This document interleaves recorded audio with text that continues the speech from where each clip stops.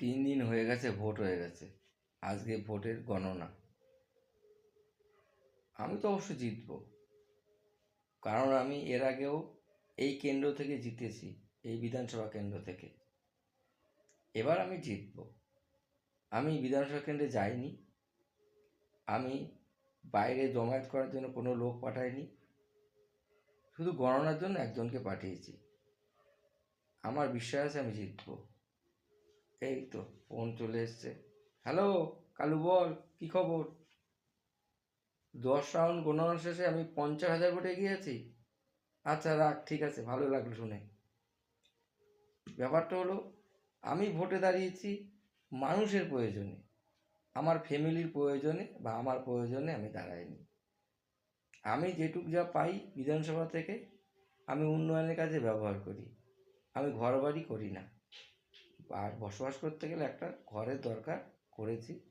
Bank ব্যালেন্সের দরকার নেই, যেটুক না হলে নয় সেটুক রেখে সমস্ত টাকাই আমি খরচা করি উন্নয়নের পিছনে, মানুষের পিছনে। কোনো মতে আমার খাবার জুটলেই হলো, একটু ডাল ভাত খেয়ে বসবাস করতে পারলেই, জীবনযাপন করতে পারলেই হলো।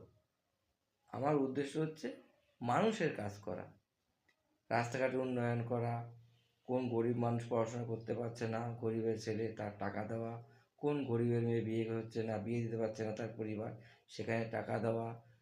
আমি এই ধরনের কাজ করে থাকি। আমি আগেও করেছি, আগেরবারও জিতেছি, এবারও আমি এগিয়ে আছি ভোটে। রিগিং ছাপ্পার দরকার নেই।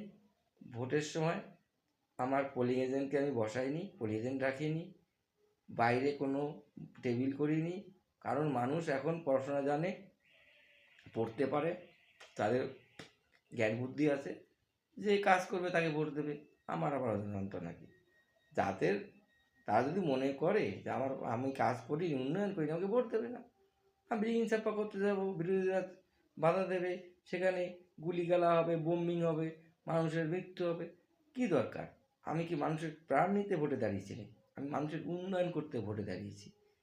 আমার উদ্দেশ্য এটাই যে মানুষ উপকার পাবে আমার কাছ থেকে সমস্ত সময়, সব সময়, রাতে দিনে যখন আসবে তখনই মানুষের জন্য আমার দরজা খোলা।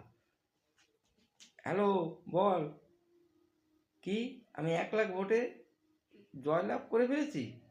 বাহ, আমি জানি তো আমি জিতবো, আমি জানি, ভরসা আছে।